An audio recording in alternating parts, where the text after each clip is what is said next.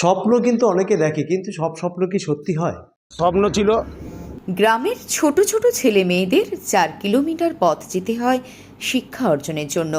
তাদের এই দুঃখ, কষ্ট এবং শিক্ষার আলো থেকে যাতে বঞ্চিত না হয় সে কারণেই নিজের একমাত্র সম্বল ধানি জমি তুলে দিয়েছিলেন 2013 সালে বিদ্যালয় তৈরির জন্য। কি বলছেন যিনি সরকারি বিদ্যালয়ের জন্য সরকারকে জমি তুলে দিয়েছিলেন?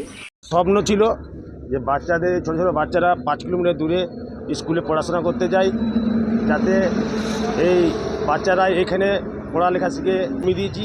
কতটা জমি দিয়েছিল? আমি মোটামুটি 1 বিঘের উপরে জমি দিয়ে আছে। যে বিদ্যালয়ে ছোট ছোট ছেলে মেয়েদের মুখ দেখাবার কথা, সেখানে বিদ্যালয়ে উঁকি মারছে ছাগল। বর্তমানে বিদ্যালয় পরিণত হয়েছে গোয়াল ঘরে। গ্রামের এক প্রান্তে পাকা পাঁচিলের ভেতর রয়েছে পাকা দালানের বিদ্যালয় ঘর, আছে রান্নাঘর, শৌচালয়, সঙ্গে পানীয় জলের পাম্পও। শুধু নেই ছাত্রছাত্রী এবং প্রশিক্ষক। কি বলছেন গ্রামের মহিলা থেকে এই বিদ্যালয়ের প্রাক্তন ছাত্রীরা? 1 থেকে 4 পর্যন্ত ছিল, তারপরে হলো 5 থেকে 6 অবধি। তারপরে এককালীন স্কুলটা বন্ধ করে দেওয়া হয়। হ্যাঁ। তো তোমার মতো এখন যারা রয়েছে গ্রামে, তারা কোথায় যাচ্ছে পড়তে? সবাই যাচ্ছে আমদাজোড়া স্কুল, পুরো 4 কিলোমিটার দূর, এত রোদে গরমে। তারপরে বাচ্চারা এখন আবার কি বলে 11 থেকে 12 বছরের ছেলেদেরকেও এত দূর যেতে হচ্ছে। সবাইকে? হ্যাঁ, সবাইকে যেতে হয়। এই এত দূর পথ কতটা কষ্টকর তাদের জন্য? কষ্ট, কারো সাইকেল নেই, তার জন্য স্কুলে যাতায়াত করতে পারে না। এরপর আরও বাচ্চারা সাইকেল নিয়ে যেতে হয় তাদেরকে। আবার অনেকজন আবার যায়ও না। তৃণমূল সরকার এখানে স্কুল কিছুদিন হলো, তারপরে বন্ধ হয়ে গেল। স্কুল আর নেই না। এখন স্কুলে কারা আসে? কারা সময় সবাই ছাগল গরু রাখে গ্রামে। হ্যাঁ, গ্রামের কি করবে, এটা এরকম জায়গা হয়ে গেছে, তাও পরিষ্কার রেখেছে অনেকটা। 2014 সাল থেকে শুরু হয় পঠন পাঠন, কিন্তু হাতে গোনা কয়েকদিন চলার পরে তালা পড়ে যায় বিদ্যালয়ে, কারণ স্থায়ী শিক্ষক নেই এই বিদ্যালয়ে। আবার গ্রামের ছোট ছোট ছেলেমেয়েদের শিক্ষা অর্জনের জন্য 4 কিলোমিটার পথ পাড়ি দিয়ে তারপর যেতে হয় আমলাজোলা বিদ্যালয়ে যেতে হয়। আর এই 4 কিলোমিটার পর ছোট ছোট ছেলেমেয়েদের কাছে শুধু কষ্টেরই নয়, আতঙ্কেরও। কি বলছেন গ্রামের ছোট ছোট ছেলেমেয়েরা? 6 কোন স্কুলে পড়ো? Amlajora high school. তোমার বাড়ির সামনে তো স্কুল ছিল, ওটা ওইটা এখন বন্ধ আছে। বন্ধ আছে? কতটা দূর ওটা? অনেকটাই দূর, সাইকেল করে যেতে হয় খুব রোদের মধ্যে, আর ফাঁকা জঙ্গল ওখানে। একটু ভয় লাগে? হ্যাঁ, একটু ভয় লাগে। কোন স্কুলে পড়ো? Amlajora high school.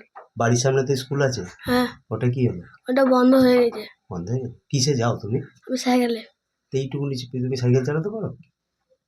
ভয় লাগে না স্কুলে যেতে? ভয় লাগে। ভয় লাগে? কিসের ভয় লাগে? গাড়ি ঘোড়া, জঙ্গল। তার মধ্যেও যেতে হয়? হ্যাঁ। প্রতিদিন স্কুল যাও? প্রতিদিন না স্যার, সপ্তাহে 4-5 দিন যাই। দুর্গাপুর পূর্ব বিধানসভা কেন্দ্রের কাকসা ব্লকে স্বপ্ন দেখেছিলেন গ্রামের মানুষ, ধোবাঘাটা এলাকার মানুষ। সেই স্বপ্ন দেখেছিলেন তাদের এলাকার যারা ছোট ছোট বাচ্চা রয়েছে, তাদের যেন শিক্ষার আলো থেকে কখনোই যেন বঞ্চিত না থাকে। অতএব তারা জমি দিয়েছিলেন বিদ্যালয় করার জন্য। বিদ্যালয় হয়েছিল পাকা বিদ্যালয়, বাউন্ডারি দেওয়া, রান্নাঘর আলাদা ছিল, শৌচালয়ের ব্যবস্থা, পানীয় জল সব কিছু ছিল।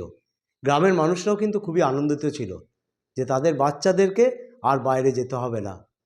বিদ্যালয় চলেছে হাতে গোনা কটা দিন, তারপরে সেই বিদ্যালয় এখন সম্পূর্ণ চেয়ার টেবিল সব কিছু রয়েছে। এখন বিদ্যালয় পরিণত হয়েছে গোয়াল ঘরে, সেখানে থাকে গরু ছাগল।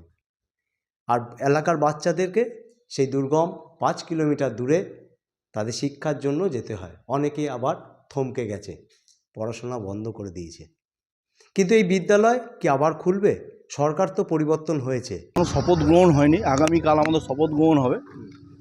প্যাড স্ট্যাম্প পাওয়ার পর যে বন্ধ স্কুল এই সরকার বন্ধ করেছে, সেখানে আমরা চিঠি দিয়ে স্কুলগুলোকে রিওপেন করাবো। কন্ট্রাক্টারি প্রথা চালু করেছিল সিপিএম, আর একে কন্টিনিউ করেছে তৃণমূল। যারা এই সিস্টেম করেছে, গ্রামে গ্রামে স্কুল বন্ধ হয়ে গেছে। প্রায় আমাদের 3টে অঞ্চলে 28টার মতন এসএসকে বন্ধ হয়ে গেছে। এই এসএসকেগুলোকেও চালু করাবো আমরা, যাতে গ্রামের ছেলে গ্রামে পড়াশোনা করে আগামী দিন উচ্চশিক্ষায় শিক্ষিত হতে পারে। তার জন্য আমরা এই ব্যবস্থা করব। এখন গ্রামের মানুষের আশা এই বিদ্যালয় যেন আবার নতুন করে চালু হয়। সেই কারণে গ্রামের মানুষরা কিন্তু এখনও 24 ঘন্টা এই বিদ্যালয়টাকে আগলে রেখেছে, কোনো কিছু নষ্ট হতে দেয়নি। চেয়ার টেবিল থেকে শুরু করে বিদ্যালয়ের সমস্ত কিছু এখনও পাহারা দিয়ে চলেছে। তাদের স্বপ্ন একদিন বাস্তব হবেই। এলাকার পড়ুয়ারা নতুন করে আবার এই বিদ্যালয়ে আসবে শিক্ষা অর্জনের জন্য। এখন এই বিদ্যালয় আবার কবে চালু হয় সেদিকেই তাকিয়ে রয়েছেন ধোবাঘাটা গ্রামের মানুষ। দুর্গাপুর থেকে সুভাষ দাস, সারা বাংলা দর্পণ।